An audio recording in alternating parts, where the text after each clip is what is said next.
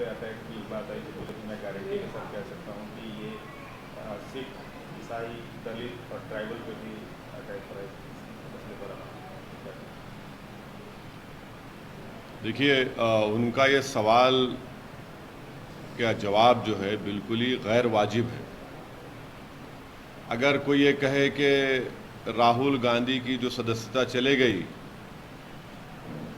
वो ठीक नहीं है और दूसरों की जाती है तो अच्छा है, ये कैसे होगा? आपसे सवाल पूछा गया था भारत के मुसलमानों के बारे में, तो आपने कह दिया कि 1980 में यही हाल दलित और सिखों का भी हुआ था।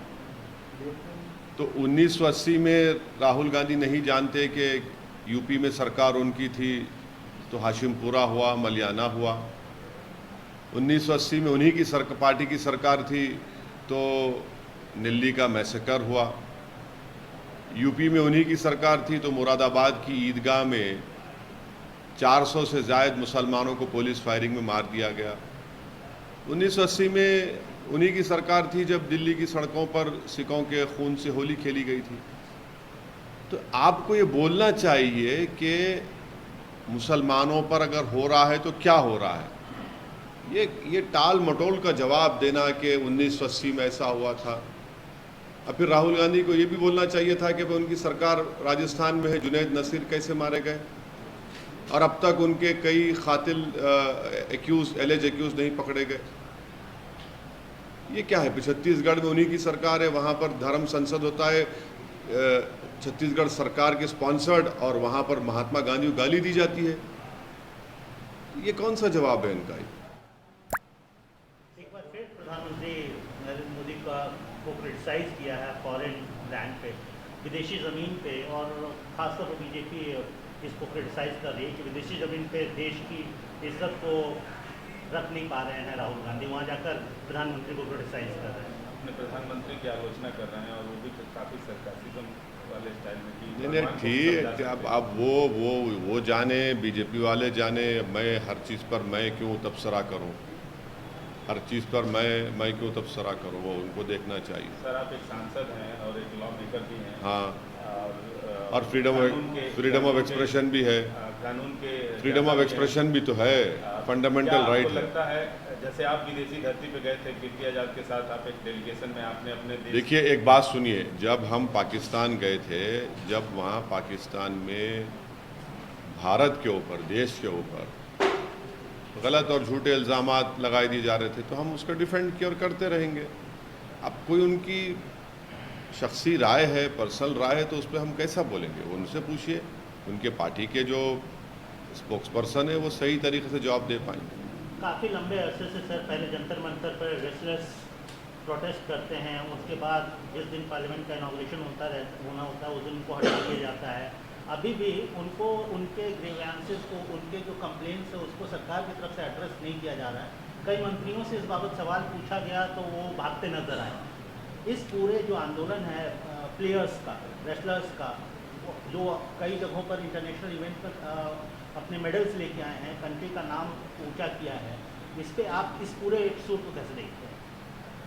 देखिए, इस पर तो दिल्ली पुलिस ने आज कह दिया कि उनके पास सफिशिएंट एविडेंस नहीं है बीजेपी के एमपी के बारे में कुछ कार्रवाई लेने के लिए।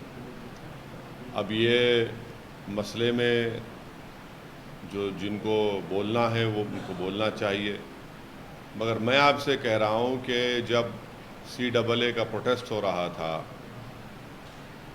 जब शाहीन बाग हो रहा था या चौतरफ हो रहा था, तो सब लोग बैठकर तमाशा देख रहे थे। जब किसानों का हो रहा था तो सब लोग बैठकर तमाशा देख रहे थे। अब देखिए अब आप क्या हो रहा है। अब तो ये जो रेस्लर्स का मामला है, ये तो अब दिल्ली पुलिस को बताना पड़ेगा और सरकार को बताना पड़ेगा। मैं क्या बोलूँ उसको। आपका कहना है कि उन लोग, कई सारे खिलाड़ियों ने, कई सारे सेलिब्रिटीज़ ने पुराने जो CAA का प्रोटेस्ट है, शाहीन बाग का प्रोटेस्ट है, उसको सपोर्ट नहीं किया, इसलिए आप नहीं, मैं ऐसा नहीं कह रहा हूँ। मैं ये कह रहा हूँ कि आपके सामने सब चीज़ें हुई हैं। अब दिल्ली पुलिस ने खुद कह दिया तो फिर हम क्या बोल सकते हैं? अभी दिल्ली पुलिस का वर्जन आया, अभी वो कह रहे हैं, तो ये तो, और आपकी बात सही है कि सरकार के जितने महिला मंत्री हैं वो बिल्कुल ही खामोश बैठे हैं। एक तो वीडियो देखा मैं कि एक महिला मंत्री माशाल्लाह दौड़ रही हैं। सर, विधानसभा और लोकसभा दोनों के चुनाव तकरीबन करीब हैं और आप तेलंगाना में जिला दर जिला घूम रहे हैं, अपनी पब्लिक मीटिंग कर रहे हैं। आपकी क्या ऐसी कोई महत्वाकांक्षा है कि आप एमपी सीट एक से ज़्यादा सीटों पर लड़ेंगे यहाँ पे और 7 से ज़्यादा सीटों पर विधानसभा लड़ेंगे? इस बारे में मैं जो तेलंगाना के मुख्तलिफ मुकामात पर हमारी पार्टी के जो मीटिंग्स हो रही हैं, मैं जा रहा हूँ, हमारे पार्टी के ज़िम्मेदारों से बात कर रहा हूँ, उनसे मशवरा कर रहा हूँ, उस इलाके के, वहाँ के शहर के, ज़िले के जो ज़िम्मेदार लोग हैं उनसे मैं बात कर रहा हूँ और उनका जो मशवरा होगा, उनका जो एडवाइस होगा उसको मैं जहन में रखूँगा। अब उसके बाद ही हम चुनाव के वक्त ही फैसला लेंगे कि कितने विधानसभा की सीट पर हम चुनाव लड़ेंगे। पहले विधानसभा का चुनाव होगा दिसंबर में, इलेक्शन कमीशन जब डेट देगा, और फिर पूरे देश में होगा पार्लियामेंट का चुनाव, तो उस वक्त फैसला लेंगे। मगर हम जा रहे हैं, पार्टी को मजबूत कर रहे हैं, जहाँ पर जनता के जो मसाइल हैं उस पर बातचीत कर रहे हैं और हम अपने पब्लिक मीटिंग से उन तमाम पार्टीज़ को जवाब दे रहे हैं जो MIM पर तनकीद करते हैं, झूठे इल्ज़ामात लगाते हैं। सर, राहुल गांधी ने कहा है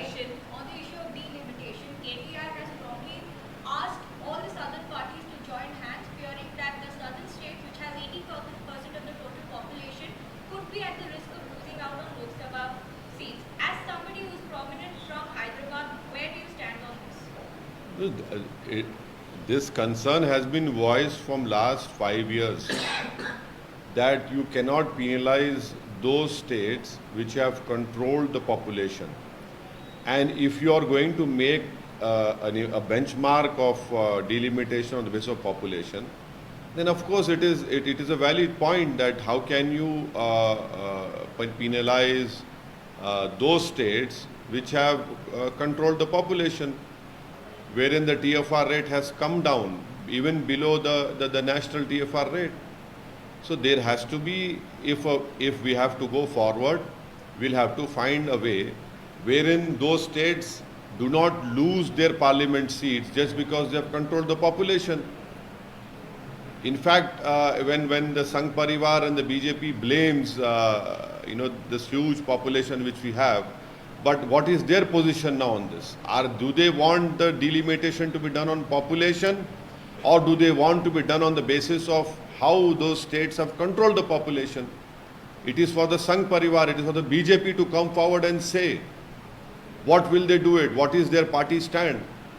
Are they going to penalize those states which have brought down population and thereby they lose parliament seats in the process? And in a federal system, how can you penalize those states who have controlled population, thereby they lose parliament seats?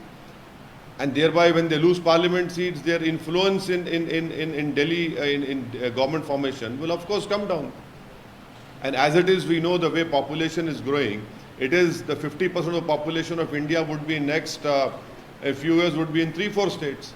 So that is a huge cause of concern. That is a great friction point.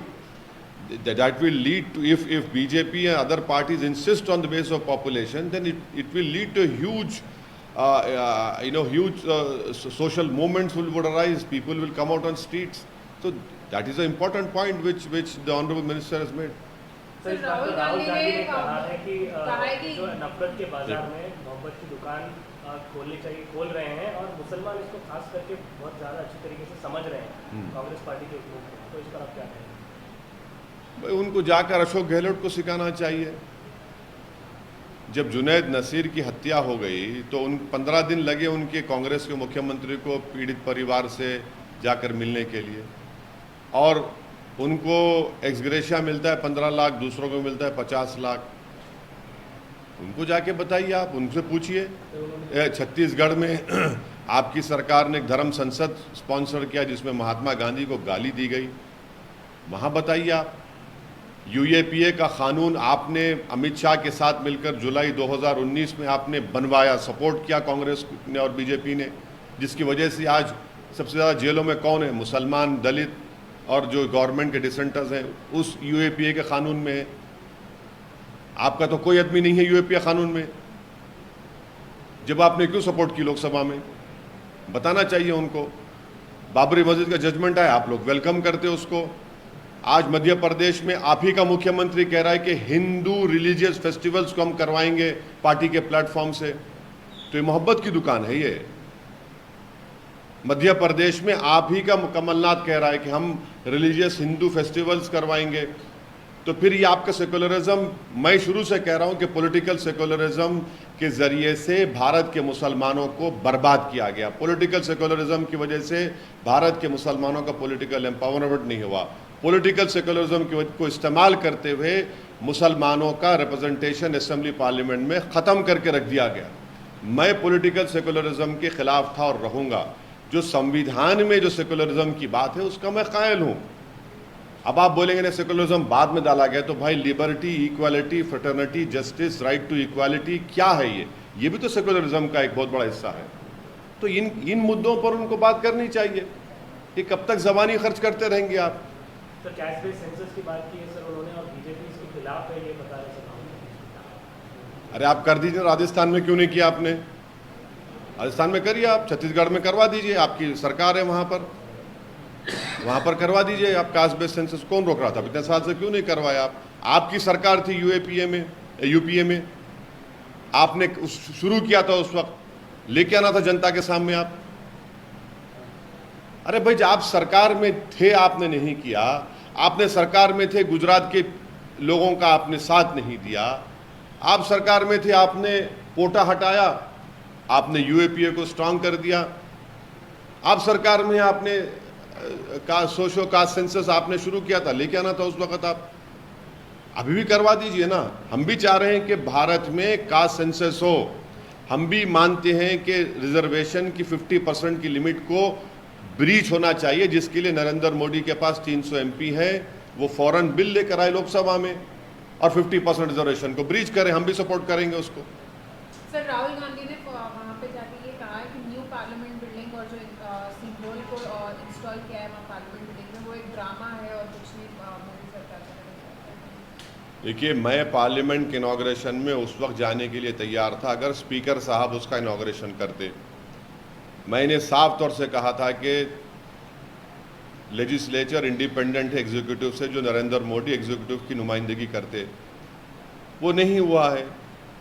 हमको इस बात का और भी एतराज़ है कि प्रधानमंत्री जब लोकसभा के अंदर गए, लोकसभा फ्लोर में गए, तो वो सिर्फ एक धर्म के बड़े लोगों को लेकर गए। वो मुसलमान के धर्म के लोगों को लेकर जाना था, सिखों के धर्म के लोगों को लेकर जाना था, ईसाइयों को लेकर जाना था, बौद्ध मजहब के लोगों को लेकर साथ जाना था। वो एक को ही लेकर चले गए। जब आप फ्लोर ऑफ द पार्लियामेंट में जा रहे थे तो आप सबको साथ लेके जाना चाहिए था ना। आप तो देश के 130 करोड़ जनता के प्रधानमंत्री हैं। आप सिर्फ एक हिंदुओं के नहीं हैं, आप मुसलमानों के भी हैं, दलितों के भी हैं, आदिवासियों के लिए भी हैं, जो सरना कोर्ट को का डिमांड करते हैं, सबके हैं, जो नहीं मानते उनके भी हैं। पर प्रधानमंत्री ने तो एक तरफा कार्रवाई की। सर समाजवादी पार्टी 2 दिन का कैंप लगाने वाली 5 और 6 को। कहा जा रहा है कि 2024 के चुनाव पर उनकी नज़र है।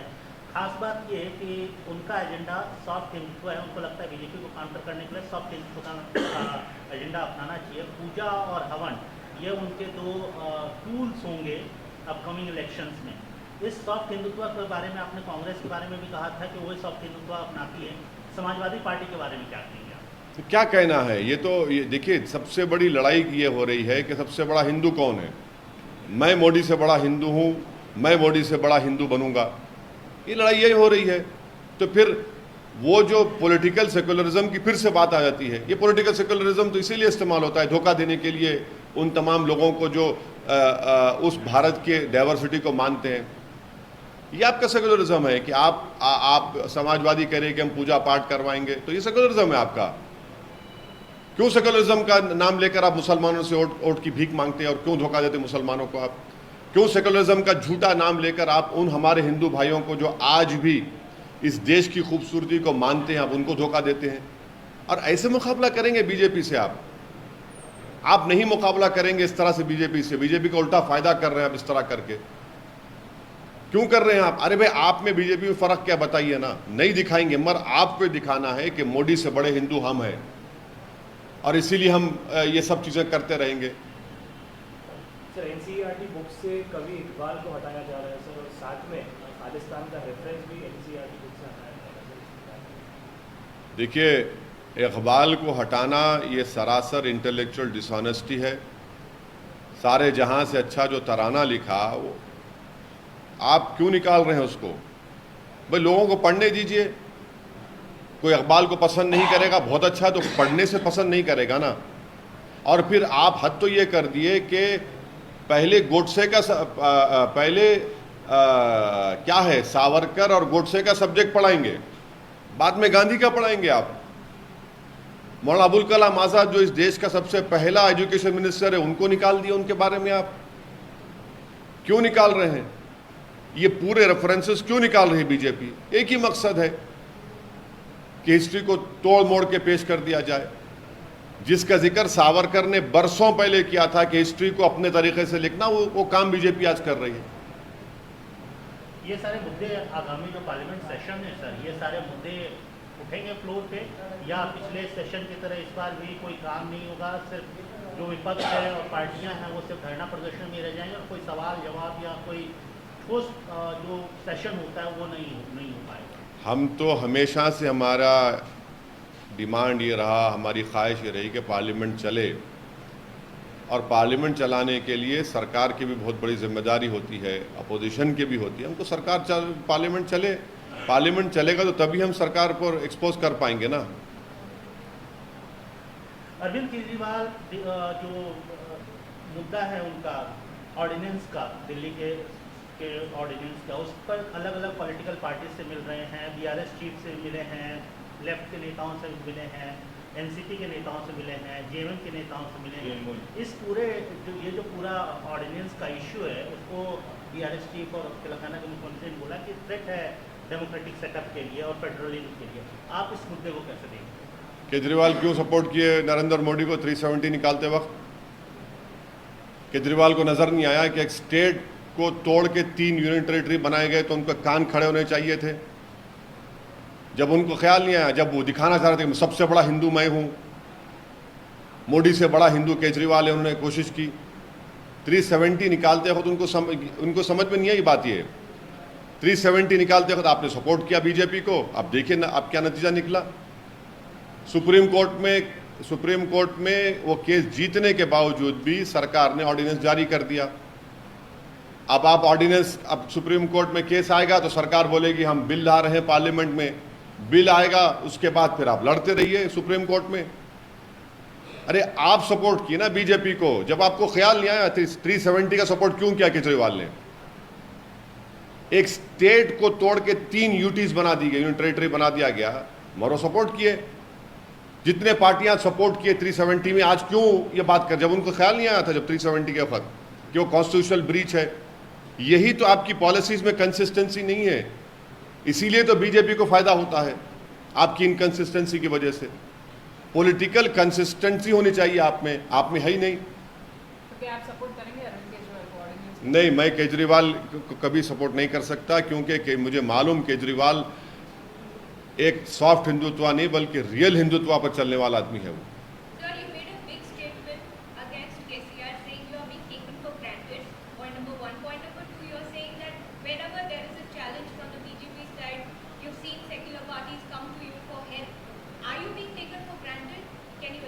I have said that the minorities should not be taken for granted. I have said that the people of Hyderabad, especially that one last bit of metro rail from the Gandhi bus stand to Falaknuma must be taken up. That cost is only 500 crores.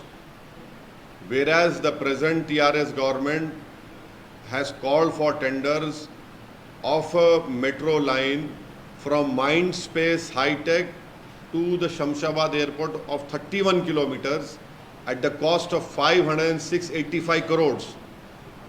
If 506.85 crores is the tender for 31 kilometer metro line, my request to the TRS government is, please do this last bit of Gandhi bus depot to Falaknuma, which is only 5-6 kilometers.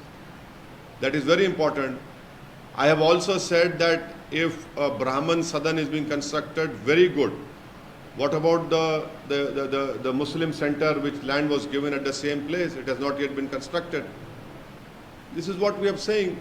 Thirdly, I said that if Dalits are being given 10 lakh rupees per household under Dalit Bandhu scheme, on 21st September, we have conducted a seminar in Hyderabad wherein we have proven that in Telangana there are at least 5% Muslims who are living below poverty line.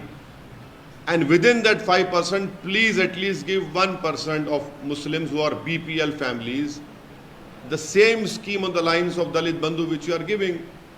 And fourthly, I have exposed Mr. Amit Shah by saying that he comes to Hyderabad and he says that the TRS wheel is in my hands. The TRS government has spent 2,200 crores on new temples. I have given a list of places where the TRS government has given 50 crores, 100 crores for construction of temples. Recently, Honorable Chief Minister announced 48 crores for the construction of Hare Rama, Hare Krishna. We are not against it. Why is it that the BJP is not talking about this issue? Why is it that Amit Shah is not talking about this issue? Secondly, Mr. Amit Shah wants to remove 4% reservation. Why has Mr. Narendra Modi as the Prime Minister and Amit Shah as the Home Minister, as the second most important leader in BJP, why have they not filled vacancies in central government? Thousands of vacancies are lying vacant in joint secretaries, in deputy secretaries, in Group A, in various ministries, various universities. There are only 3 OBC professors. Why isn't Amit Shah doing this? Why isn't Mr. Narendra Modi filling all these vacancies which are reserved for scheduled caste, scheduled tribe and OBCs? So these are the questions which I have raised in my public meeting. Sir, are you upset because you also said, in fact several times in the past, you called yourself a political untouchable? Do you think that the same attitude that perhaps Mr. KCR is showing is hurting your sentiments, even though both of you are friendly parties? Look, this is whatever I have said, whatever I am saying, whatever I will say in the future, will never be based on my personal sentiments. I don't do politics on the basis of what personally I know it hurts me or not. I represent a political party. I represent the people who have voted for me, and the issues which we raised and we are going to raise will be based on what the people want. Nothing to do with personally. Nothing to do with, if I am saying something against any political leader, that should not be considered as something personally. No, this is a public issue which has to be raised. I am a responsible member of a political party. I have the right to raise it. That is why I have raised it. I asked you that question because in your speech yesterday you said KCR must stop playing hide and seek game. If you could elaborate. I didn't use that word. नहीं, मैंने ये कहा कि ये आंख मुचोली का खेल बंद होना चाहिए. ये तमाम सेक्युलर पार्टीज के बारे में मैंने कहा. आप आंख मुचोली का खेल खेलना चाहते हैं. आपको मुसलमान चाहिए मगर गरीब नहीं चाहिए. आपको मुस्लिम वोट चाहिए मगर जबान पे आप नाम नहीं लेंगे. आपको मुसलमान वोट चाहिए मगर आप जुनैद नसीर से इंसाफ नहीं करेंगे. ये हमने कहा. सर, मणिपुर वायलेंस के अभी तक प्रधानमंत्री ने क्यों बोलेंगे वो? क्यों बोलेंगे वो? तो जब मणिपुर जल रहा था, प्रधानमंत्री कर्नाटका के इलेक्शन में कैंपेन कर रहे थे. 70 से ज़्यादा लोगों की मौत हो चुकी है. पुलिस ट्रेनिंग एकेडमी से 2000 से ज़्यादा हथियार लूट कर भाग गए. 10,000 ज़्यादा एमुनेशन लेकर भाग गए लोग. 20 लोगों की परसों बोलते हैं कि मिलिटेंट्स 20 लोगों को मारा गया.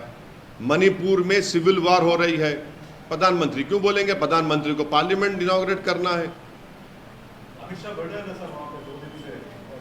अमित शाह प्रधानमंत्री है नॉर्थ ईस्ट के. नहीं, अमित शाह देश के प्रधानमंत्री है. नरेंद्र मोदी देश के प्रधानमंत्री है ना. नॉर्थ ईस्ट के बारे में क्या क्या कहा था प्रधानमंत्री ने? आपकी सरकार ने क्यों किया वो नॉन ट्राइबल रिजर्वेशन का मसला लाना? आपने किया ना. और आज मणिपुर जल रहा है तो प्रधानमंत्री को वहां जाना चाहिए था, प्रधानमंत्री को कुछ बातचीत करनी चाहिए थी। इतने दिन से मणिपुर जल रहा है, कुछ बोल ही नहीं रहे। और आप पार्लियामेंट के अंदर वो पेंटिंग लगाए हैं अखंड भारत की। अब अखंड भारत का अब बताइए मिनिस्ट्री ऑफ एक्सटर्नल अफेयर्स क्या बोलेगी अफगानिस्तान को, नेपाल को, बांग्लादेश को? अखंड भारत का बना दिया, बोलिए। ये आप लोग पूछते नहीं है, ये जो पप्पा जी को पसंद है वही पूछा जाता है आप लोगों से। अखंड भारत के बारे में पूछिए, बीजेपी को बोलना चाहिए जब पार्लियामेंट में डाल दिए तो कब अफगानिस्तान को ले रहे आप, कब भूटान को ले रहे आप, कब बांग्लादेश को ले रहे आप, कब नेपाल को ले रहे, पीओके को कब ले रहे हैं आप? जल्दी लीजिए ना। जब आपने डाल दिया पार्लियामेंट में, अब बोलेंगे नहीं हमारा रेजोल्यूशन है। अरे भाई अखंड भारत अगर आप पेंटिंग लगाए तो क्या कर रहे हैं उसमें बताइए। एमईए को अब ये को जवाब देना पड़ेगा उसका। एक टाइम पे था बोल के सर इसका एक टाइम पे था, अब नहीं है। अब नहीं है ना। अच्छा आप बीजेपी की तरफ से बोल रहे हैं? अब बीजेपी नहीं, शुक्रिया, बने क्लैरिफिकेशन आ गया बीजेपी से, फिर मुबारक हो आपको। अच्छा सर, और एक सवाल ब्रिजभूषण अभी पब्लिक मीटिंग एड्रेस करते हुए कहा, मुझ पर आरोप लगाने वाले गंगा, अगर कोई सबूत है तो मुझे फांसी दे दो, सब इमोशनल ड्रामा है। मैं उस पर कैसे बोलूँगा, मेरा ताल्लुक क्या उनसे है? सर कहा यह जा रहा है कि केसीआर साहब बीआरएस के प्रमुख हैं, सर औरंगाबाद या नांदेड़ सीट से चुनाव और एक सवाल है, ये आरोप मुझ पे शोभा नहीं देता।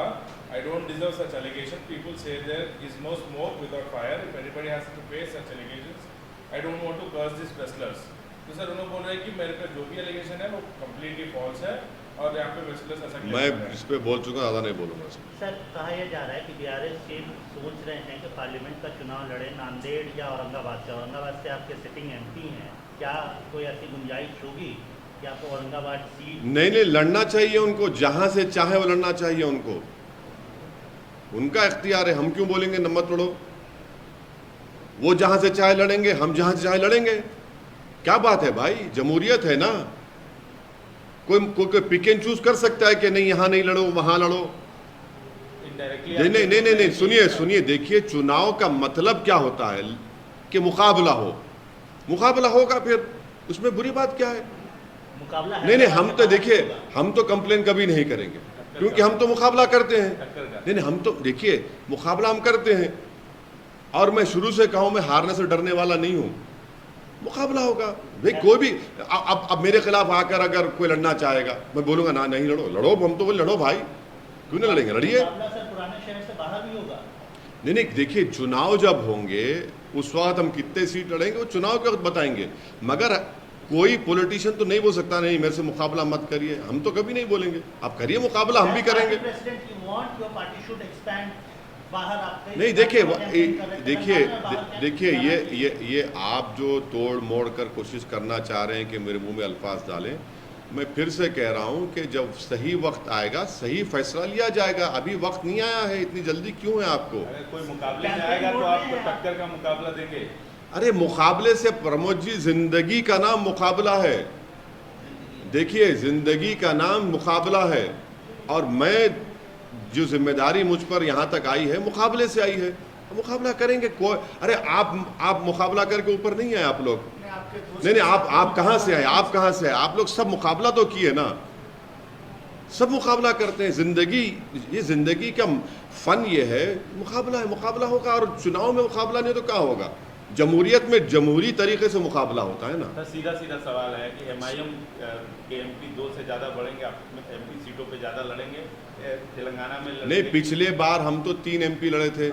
हैदराबाद की आवाम को लाखों सलाम, बीजेपी हार गई, इंशाल्लाह फिर हराएंगे वो लोग। औरंगाबाद की आवाम को लाखों सलाम, इम्तियाज जिलो कामयाब किया, दोबारा इंशाल्लाह इम्तियाज को कामयाब करके एमपी बनाएंगे। किशनगंज से हम लड़े, 3 लाख वोट लिए, कामयाबी नहीं मिली, मगर बीजेपी नहीं जीती, तो किशनगंज जरूर लड़ेंगे। अब और इससे आगे बढ़ना है, कहाँ लड़ना है, नहीं लड़ना है, वो तो हम यही कंसल्ट कर रहे हैं, सबसे बातचीत चल रही है, बताएंगे जब वक्त आएगा। अगर आपके फ्लोर लीडर ने तो कहा, अकबर साहब ने तो कहा, अकबर साहब तय नहीं करते कितने सीट लड़ना, वो असदुद्दीन ओवैसी पार्टी प्रेसिडेंट तय करते हैं। तो आपसे कंसल्ट लेके ही करेंगे? नहीं, अकबर साहब को क्या था, वो अकबर साहब बोले मैं अपने प्रेसिडेंट से बात करूंगा, उनको समझाऊंगा, मैं उनसे बात करके बोलूंगा। तो अकबर साहब बोले हैं, आप पूरा नहीं बोल रहे, आप खामखा आप दो भाइयों के बीच में आप एक अरे सर मैं जो है वो बोल रहा हूँ। मत करिए। अरे सर है मतलब है चांसेस है क्या, क्योंकि टीआरएस में भी वो झलक दिख रहा है कि एमआईएम नहीं लड़ना चाहिए। तमिलनाडु बीजेपी के अध्यक्ष हैं सर, फॉर्मर आईपीएस हैं, उन्होंने इंटरेस्टिंग कमेंट किया एक इंटरव्यू के दौरान। उन्होंने बोला कि जो आईपीएल में सीएसके जीती है, बीजेपी कार्यकर्ता जडेजा हैं जिनकी वाइफ बीजेपी की विधायक हैं, उनकी वजह से जीती है। वाह, मज़ा आ गया, बहुत खूब, माने बहुत खूब। अब तो इसका मतलब ये है कि अब वर्ल्ड टेस्ट चैंपियनशिप हो रहा है तो पूरे बीजेपी के लोग बैठ जाएं, इंडिया जीत जाएगी, किस्सा ख़त्म हो गया। टेस्ट चैंपियनशिप ज़रूरत ही नहीं है विराट कोहली की, हमको ना विराट कोहली की ज़रूरत है, ना सिराज के इन स्विंगर की ज़रूरत है, ना शमी की सीम बॉलिंग की ज़रूरत है, इनको बिठा दीजिए। वाह, माने ये नहीं मालूम था कि ऐसा केमिस्ट्री भी होती है क्रिकेट में। क्या बात है, जो ज़िंदगी अपनी लगा दी है उस खेल में, कितनी मेहनत करते सब लोग दिन रात, और वो बोलते हैं कि वहाँ पहुँच गए तो जीत गए। अरे चमचागिरी करना है तो इतना तो मत गिरो। आप भी क्रिकेट खेलते रहे हैं। नहीं, हम भाई साहब देखिए, खेल स्पोर्ट्स को स्पोर्ट्समैन स्पिरिट में लेना चाहिए। कोई जीतेगा कोई हारेगा, उसको भी आप पॉलिटिकल कलर दे रहे हैं तो फिर अब ये तो हिमाकत है। अरे भाई स्पोर्ट्स है, आप उनकी कदर करिए। वो बहुत मेहनत करते हैं वो लोग, और मेहनत करके आते हैं।